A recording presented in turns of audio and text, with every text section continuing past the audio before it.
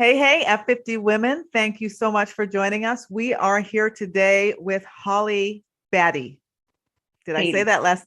Beatty. Okay. I knew I was going to kill very it. Close. Very close. Yeah. Okay. Holly Batty. She is a doctor. She's Dr. Holly. And I'm going to read some of this bio because it fascinated me. She empowers single women and men to find the love of their dreams. She has a doctorate in clinical psychology. Now, it'll be interesting to know how clinical psychology and dating work. She is uniquely qualified to find you your perfect match. Unless you're married and listening to this, then you can just get advice on how to keep that going. She founded Find Love at Last in 2014 to help you find lasting love. And she has been a matchmaker, a coach, and an image consultant for over 9 years. I am so excited to hear about what you do, how you do it, and your experiences. Mm-hmm. And of course, this podcast is mostly learning about you, your lessons learned, and then we always learn about how we can do things better in the area that you're working in. So let me just stop talking and say thank you so much, Holly, for being here. Thanks so much for having me, Julia. So let's just start off. Who was Holly as a young woman or a little girl, or as before you got to the point where you knew yourself and chose the path you're on? Tell us about who you were and what you wanted to be. Well, what I wanted to be was an interior designer. My high school counselor asked me, what do you want to be when you grow up? And I said, an interior designer. She looked at me kind of disappointingly, actually. Really? She's a counselor herself. Yeah. And she said, I think you have more to give than that. And I said, what idea do you have for what do you think I should be? And she said, I think you should be a counselor. Okay. And so it kind of set me along that path. I've always been kind of creative and analytical, and I'm now designing my home. So I'm working that in, but it set me out on a path of, I always wanted to help people. And so, yeah, I went off to college about midway. I wanted to be a therapist. And so I was already looking at graduate school, and I basically went to school from kindergarten at 4, and I went all the way through to doctorate. And It was a very, very long journey. Like half of your life, almost a quarter of your life. Yeah, definitely a lot of my life. So I did that path and became a psychologist and was working with victims of crime, a lot of foster kids. Every single one of my clients was a victim of crime of one sort or another, child abuse or whatnot. And so it was very intense work, as you might imagine. Yeah. It was very meaningful work for me. But having gone through that many years of school and then having that stressful of a caseload, I got a bit burnt out. And so when I did, I went into executive search where I was pairing top talent with corporations and startups in Silicon Valley. Okay. And I'd done that as I worked my way through graduate school. So I already kind of knew how to do that. Okay. And I did it for quite a few years. It was lucrative, but not that meaningful for me. Okay. And so when I eventually got laid off, I thought, you know what? I was a huge Oprah fan. I was listening to her this morning. Yeah. And she always talks about the 2 most important days of your life. The day that you're born and the day that you figure out why. Yes. And I knew that I hadn't figured out my why yet. And so I took it as a real opportunity to figure out my why. And I'm a multi-passionate woman. And so I wasn't quite sure what should be a hobby and what should be, my nonprofit work and what should be my profession. Yeah. And so I literally explored all my passions. And there were many. Now, can I interrupt? Was this a sort of written logical process, or was it more of an emotional, just soul searching type process? How did you go through that? It was everything. All the above. It was the dark night of my soul. Okay. My midlife awakening is what I call it now. Nice. I like that. Crisis. Yes. I'm going to write that down. Okay. I like that. Yeah. No, it was, having gone as far as I did educationally, the no-brainer path would have just been to go forward as a psychologist and see clients hourly and all of. And funny enough, my supervisor at my internship, there were 6 of us in this program, internship program, postdoc. And he looked around at us one day in the circle and he said, every year there's one person in this group of 6 that decides to not go on to practice. Okay. And I remember looking around the circle going, Who's that going to be? Right?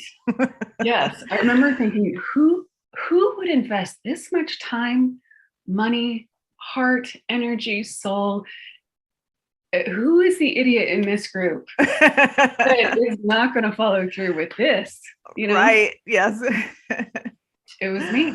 Okay. It was me. Right. And so that was a big surprise.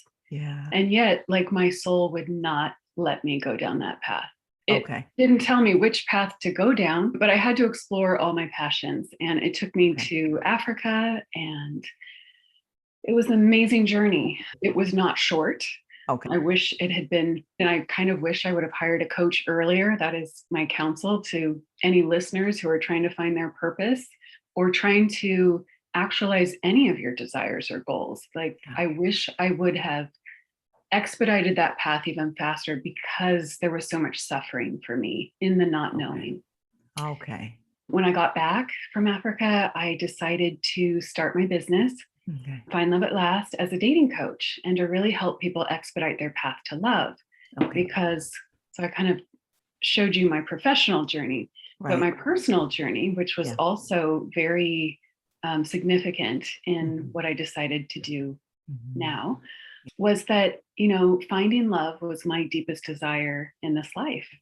And it's what I most wanted. And I wanted not just like a okay love. I wanted like an epic, like, the thing movies are made out of. And, and I wanted to feel, authentic and build something amazing. And so I had lots of boyfriends, and I had some really wonderful men in my life, and I had some really not wonderful men in my life.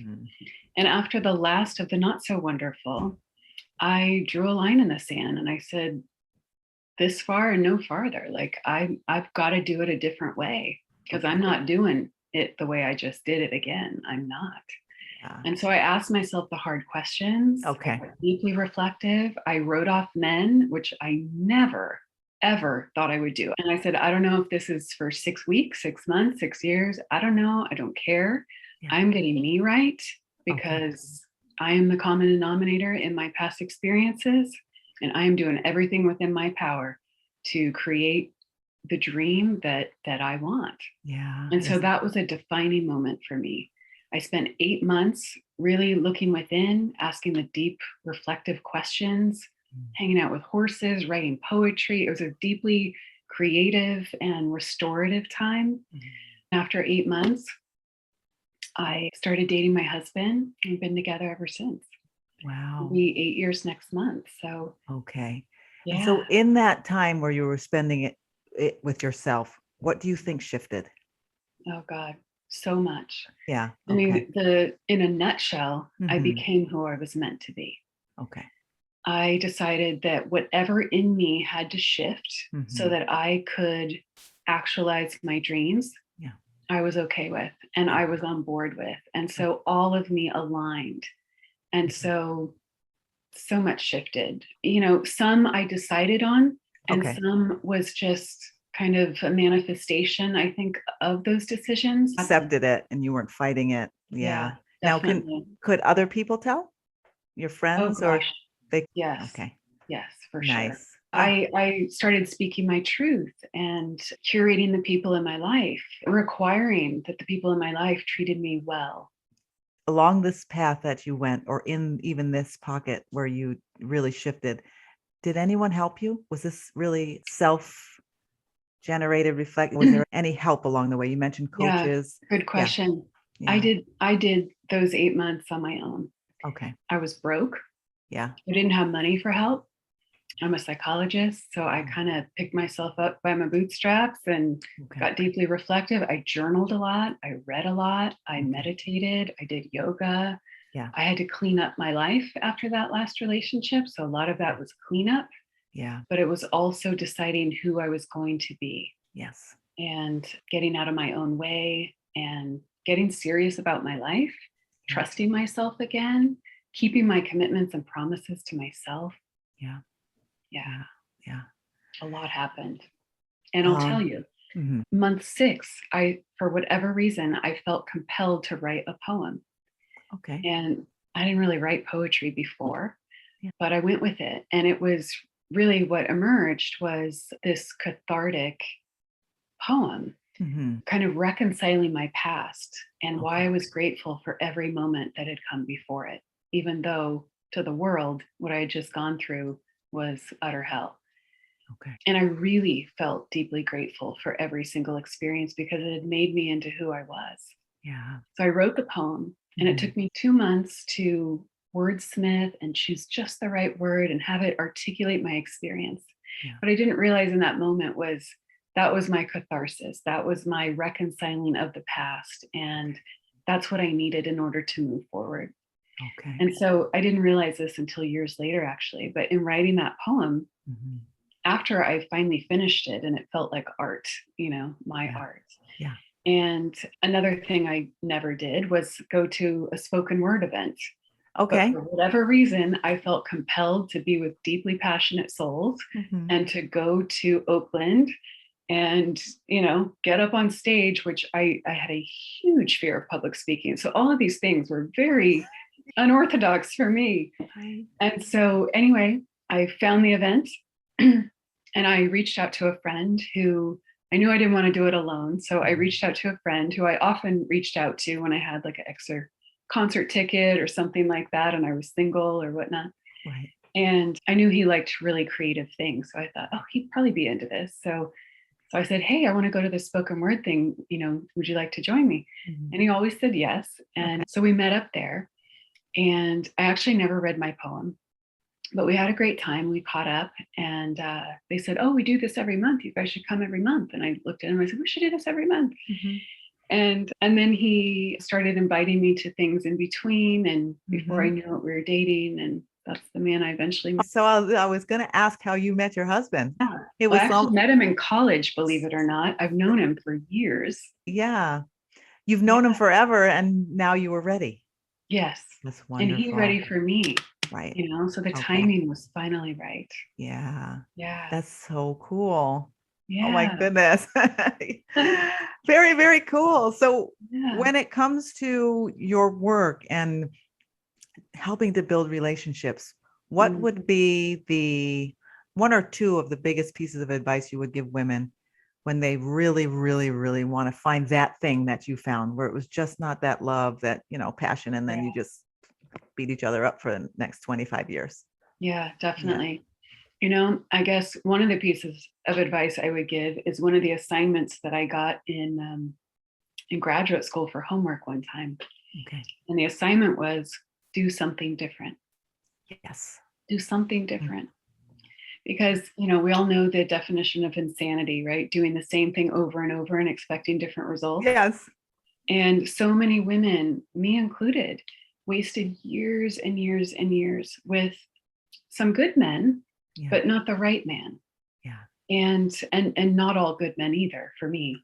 And most women that I talk to, that's their story as well. So do something different to get different results. That would be, and for me, hiring a coach, I did hire a coach the next year. Yeah. Okay. When I decided what do I want my business to be. Mhm. I just wish I would have hired her probably 5 years earlier. Right.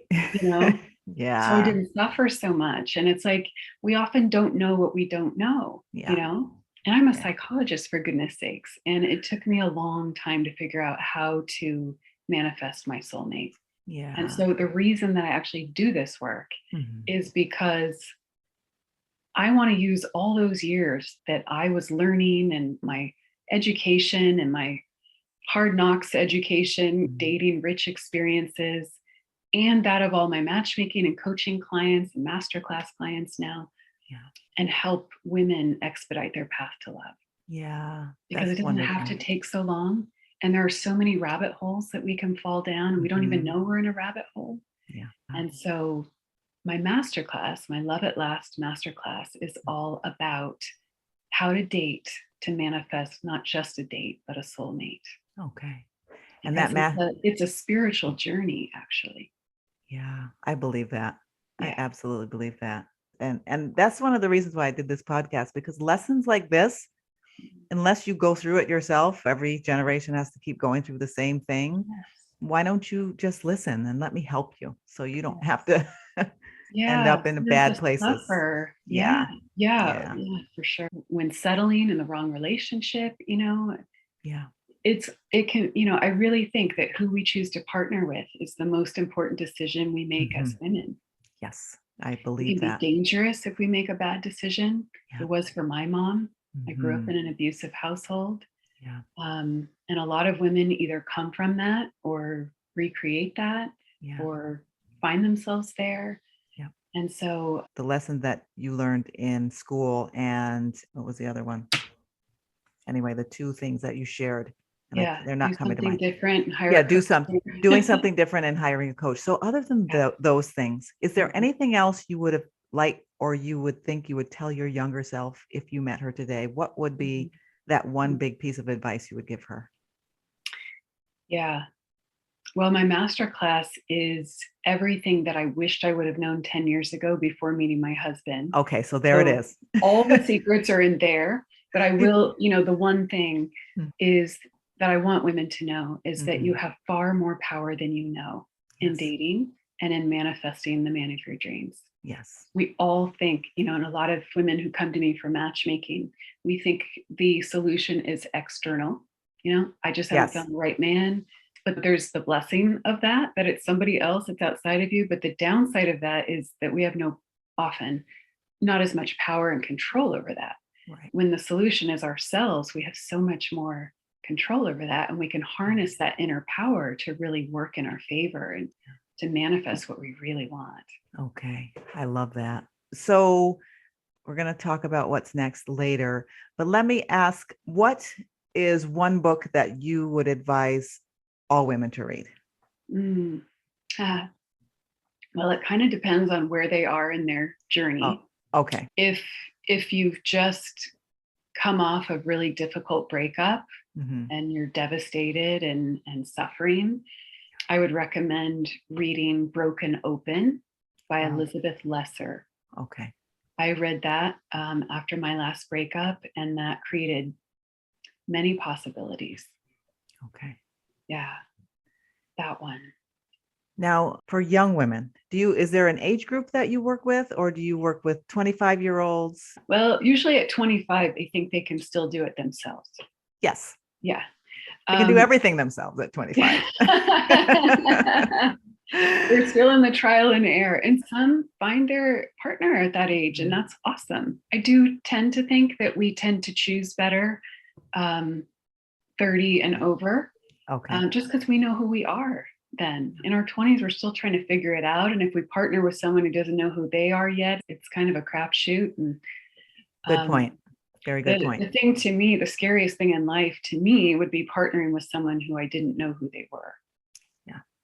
So, That so can be yeah. a So I've had clients 29 to and everything in 79. between. Yes, as long as you have a You can heartbeat. find love. Yeah, So tell me definitely. about the older individuals. I Mhm. always think about women. The older individuals that you have matched. Were Yes. they married before? And then this one is just like, wow, I didn't know that it could be so good. Yeah. It's the same process, regardless of age. Yeah. Yeah. So I'm thinking about one of my matchmaking clients, a Mhm. really incredible man. And he was 69 when he came to me. He'd been married Mhm. 3 times, one of Wow. my favorite clients ever. Okay. And just this full of life, super successful, handsome as all get out, the most virile 69-year-old I think I've ever met in Ever my life. met? Yes. And he came to me and hired me as a matchmaker. And he eventually told me, he said, I didn't really think this was going to work, you know? And we did some coaching too. And he said, so I asked him, I said, have you ever been in love before? Mhm. And he said, no, married 3 times, but never in love before. Wow.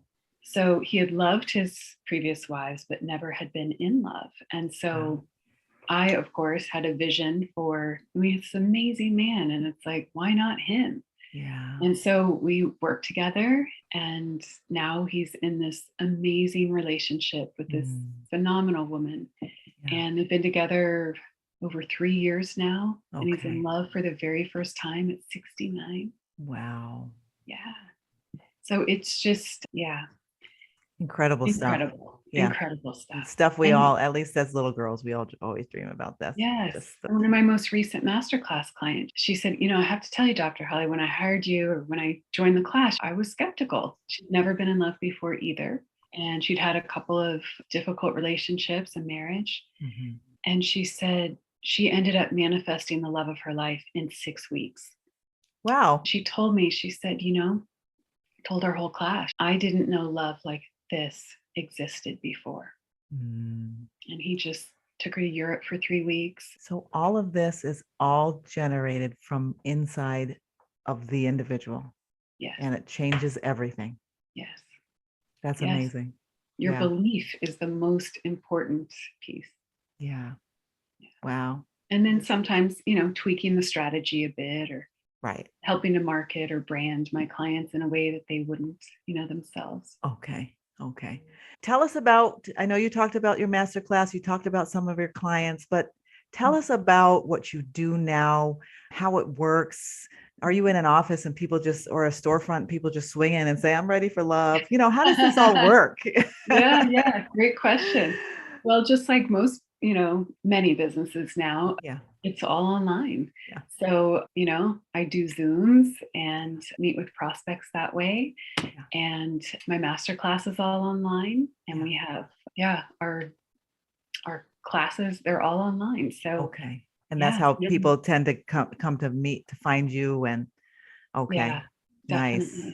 Definitely now, Yeah. Oh, yeah. Last couple of years, but yeah, that's how they do it. Okay, good. So do you want to share a little bit about this love of your life, this relationship? I mean, you don't have to tell details about what he does or just maybe his characters and how characteristics and how they matched yours and what you love most about him. Let's hear about that. That's great. Someone asked me that, I think at our wedding shower. Okay. We did like a little game and we had to guess each other's, we had to answer ahead of time and guess each other's answers. Yeah. And one of the questions was, what do you love most about your fiance at the time? And so he had to guess and he said something, or what are you most proud of? I think that was it. What are you most proud of? Okay. And so he's a screenwriter and it's not his day job, but so he said, something about that, like that I'm a good writer or something. Okay. And he's a great writer, amazing writer. Yeah. But that's not what I'm most proud of him. He has a huge heart. Yeah. And he's so compassionate and he has integrity and he treats people incredibly well. Nice. He treats me incredibly well. And he's a total gentleman. He's got a British accent, which is icing on the cake, right? Yeah. He's just the sweetest human being I know. That's nice. Yeah. So what makes it work? Well, being authentic. Okay. Communicating effectively. Yes. And often. Yeah. Okay. Also having deep compatibility, choosing well from the beginning. Yeah. We hear so often in our culture that, relationships take a lot of work. I'm sick of hearing that because when you choose better, when you choose well, it doesn't have to be a lot of work. Yeah. And I want your listeners to know that when you choose well, it doesn't have to be a lot of work. It's not to say that every couple doesn't have their issues, right? And that there aren't seasons where things might be more challenging. Right. Effort, yes. Yeah.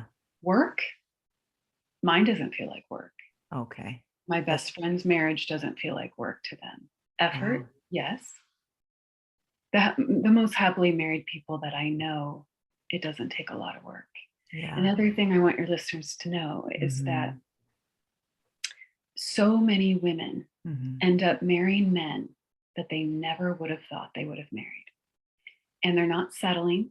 They're happier than they ever have been. That was the question I was going to ask. When people come in, women and men, they have types and they have things that they usually go for. And I was wondering how that worked out when they find this love of their life. Is it sort of like, I would have never gone out with you on my own?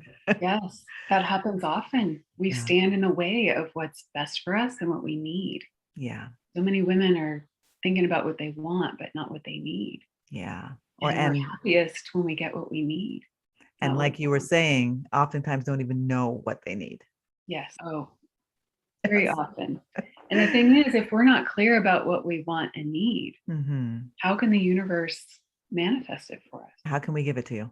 Very good point. That clarity is so important in order to manifest it. Okay. And if you're saying yes to all these things you don't want, the universe is going to be very confused. Yeah. About what you want, And that's why your life is confused. Yeah. Yes. Yes. What we say no to is just as important as what we say yes to. Nice one to remember, what you say no to. And, that's a woman thing. We don't like to say no. Right. With our mouths, but yes. Yeah, in our spirits and with our mind, we're always doing that. Yeah. Definitely. Well, I don't know where you were 20 years ago. Well, I guess you were doing this 20 years ago. So anyway. I was on the path, that's for sure. Right. Years ago. We were on the path together at that point. Yeah. Okay. So tell us about your new projects. Tell us about your new online classes. Tell us about how we can engage with that, what it is, and how it can help us. Yeah, definitely. When COVID hit last year, I had other plans just like everybody else. I pivoted very quickly and I started creating my masterclass in March. The best thing I've ever created. Okay. I wrote everything that I wished I would have known 10 years ago before meeting my amazing husband. Yeah. I had jotted down just about every question that any matchmaking or coaching client or even prospect had asked me through the years. Okay. And so the masterclass is an answer to all of that. It's super comprehensive. It takes you from single to soulmate. It's inspiring, but it's also practical. We talk about online dating. We talk about becoming your best version, getting rid of limiting beliefs, clarifying what you want, how to vet matches based on, we basically define your partner criteria in the masterclass, and then I teach you how to vet matches based on that. And then there's a big piece on teaching men how to treat you, because that piece is so, so, so important. We talk all about modern dating and online dating, how to navigate dating during a pandemic and outside of a pandemic, then how to get the commitment you want from the man of your dreams. Okay. How to manifest him ultimately. So how long is this masterclass? How long does that take? Yeah. Great question. So it's a 90-day program. Okay. And because it's intense work. So don't expect to get this in 7 days. Yes. Yes, true. And yet it only takes about 20 minutes on average a day. Okay. So it doesn't have to take a lot of time. I know a lot of my clients are successful professional women and they don't have a whole lot of time. But I say, if you don't have 20 minutes a day, like you're going to need that once you meet the man anyway. So let's carve out that time now, for your love life. Some women in the masterclass have been married for years and are recently divorced. I've had widows as clients too, or people who just haven't dated in a really long time. We also have people who have been dating for a while and aren't getting the results that they want. So it's really for any level of relationship experience. Yeah, it will lead you down that path far faster than you probably could do it on your own. And a lot of women come to me and they're like, I just want matchmaking. Just give me the guy. Yeah. And they want the McDonald's version. Yeah. Drive through. Yeah. Definitely. Just give me the guy. That's all I need. But honestly, that feels like the fastest path. And yet it's not, because if we continue to date like we have been, we'll have the same results. And so that's why the first step of working with me is actually the masterclass, because I want to make sure that you get all of it, so you don't fall down any of the rabbit holes. What I found is that those who do the masterclass are far more successful at manifesting the man of their dreams. Masterclass is just for women. Okay. Yeah. Now, I'm glad you said that, because I was thinking of some young men that might use it, but that'll be the next masterclass. That'll be next. Exactly. So when is this masterclass coming out? Is it out already? How can we get to it? And get started? Great question. So you can go to myloveatlast.com and learn more about it there. It talks about all the modules and the elements of the program. It's a group coaching program. Okay. A really great group of supportive, big-hearted women who are all looking to manifest the love of their dreams this year. Okay. So you can enroll there. Mhm. So is it live? Is it a live class? Yeah. So most of it is done on your own, but we have Okay. group coaching calls every other week. Okay. Where we come together and we address your exact questions, scenarios, like anything. There's nothing off limits. Beautiful. And then we have a private Facebook group too, where in between those calls, you still have access to me and the community. So Okay. you're never like left alone with any issue, some sideways text that flies in, Yeah. Yeah, Right. there's always support. I like that. There's nothing like a mastermind group where you're all like-minded and looking to solve the same problem. Yeah. Yes, it's nice That's to do great. it in a group and have that Yes. community. Yes.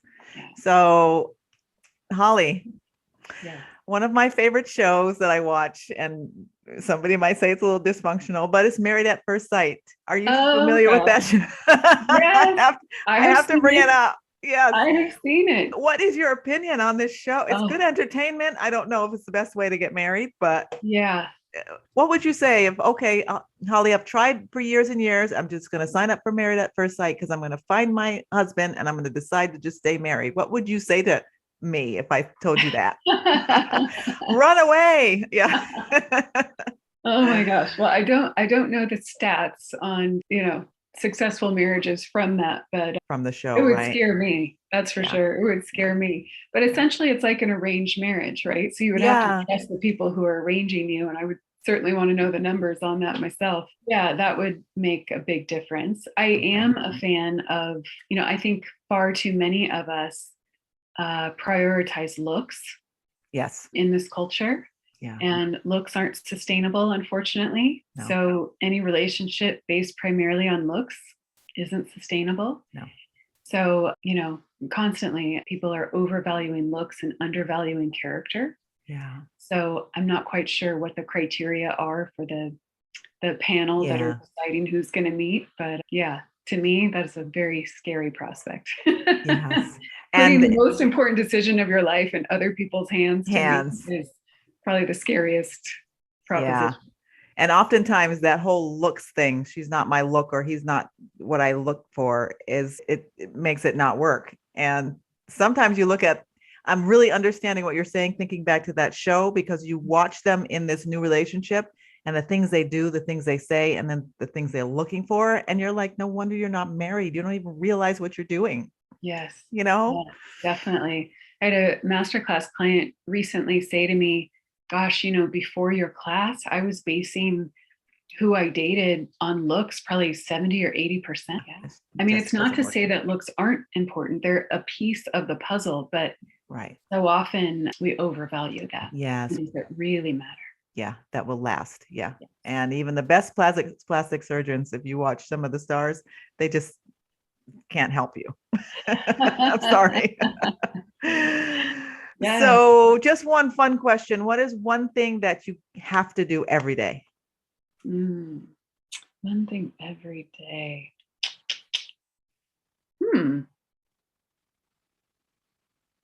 I think connect. Okay.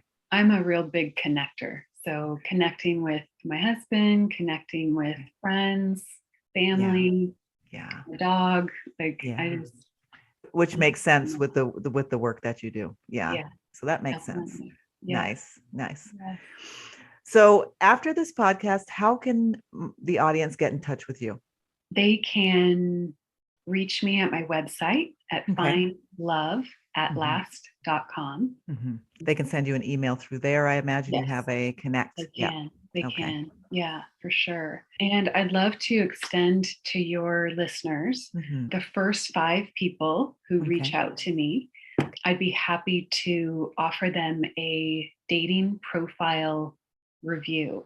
I'm happy to look over your dating profile photos, your bio, and your communications, and give you recommendations for how to really optimize your dating profile. Because dating profile is like, I heard you mention your personal brand. It's almost like, it's very much like branding yourself. It is. Yeah. It is. We don't really think of it that way, but it kind of is. I mean, we're all of us, like on LinkedIn, right? We're branding ourselves there. It sounds a little unusual, but that's essentially what we're doing. Yeah. And we don't often know what to, augment and talk about in a profile, and we don't know what to leave out, and we don't know what makes us unique from the next person. Yeah. So that's one of the things I bring to the table. I write all my matchmaking clients' bios and market them, brand them, in a way that they wouldn't do themselves.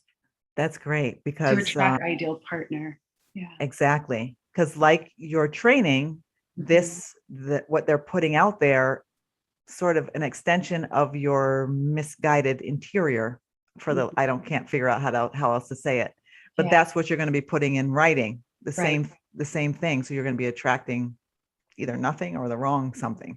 Right. Yeah. And we often don't know what to include to attract our ideal partner. Yeah. But I do.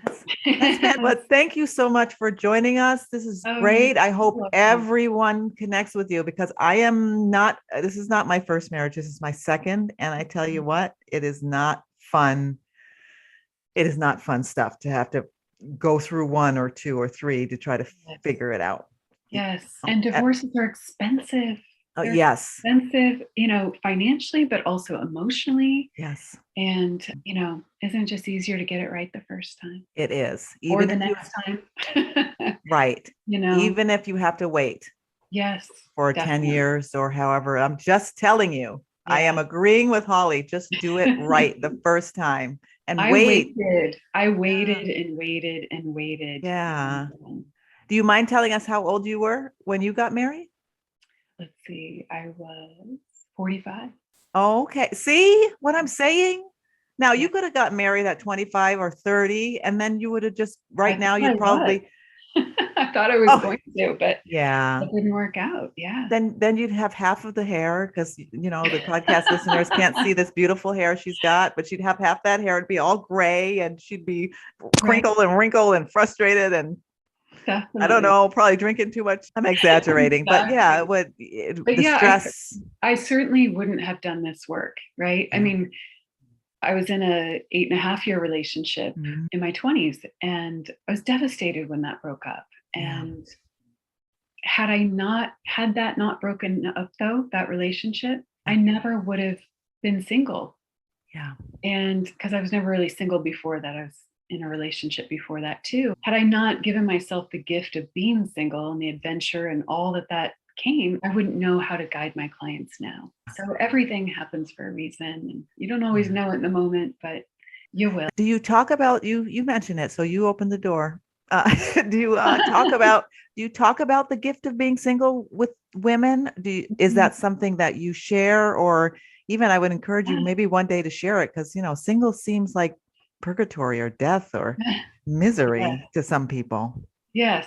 Well, I think, I'm a big fan of Sex and the City. I think it's a fun show to watch. And so when I got out of that relationship that I just referenced, Sex and the City was, all the rage and everything. Right. And so I remember thinking, like, what if I just looked at this next chapter, in some ways, Sex and the City, and really embraced it and saw it as an adventure. And as I'm looking for my ideal partner, enjoy the journey, and because, hopefully I was thinking at that point, I won't be single forever. Ever. So when I look back, I want to have no regrets and enjoy this time, because it won't always be this way. At least I hope. Yeah. Nice. Yes. Enjoy the adventure of being single, because you can't miss, and you're not promised the next year. So you might as well enjoy the ride, enjoy where you are. Yeah. Well, again, thank you so much. This was wonderful. I wish I had met you 20 years ago doing what you're doing now, but I'm thankful that you're here helping people to do it this time, because it's important stuff. And like you said, the one that we spend the rest of our life with is one of the most important things in life. Yeah. So for sure. Thank you. And I look forward to looking at the website and seeing the masterclass. I know I'm married, but still I have a lot of friends, so I can refer them over to that, because I really, really believe in find the love of your life and not just fumble through a bunch of messy relationships. Yes. And we're starting the last masterclass of this year very soon. So that's what I'm glad you said that. I was going to ask if there's timing to it. Okay. So they should sign up for before December. Is it that much time left to get involved? Yeah, because this will probably air sometime in Just reach out December. soon and we'll figure it out. Reach out soon and we'll get you in there. Yes. Definitely. And if not this round, you'll get in the next one. That's right. Yeah. Well, thank you so much. Thanks so much, Julia, for having me. Thrilled to be here with you. Thanks.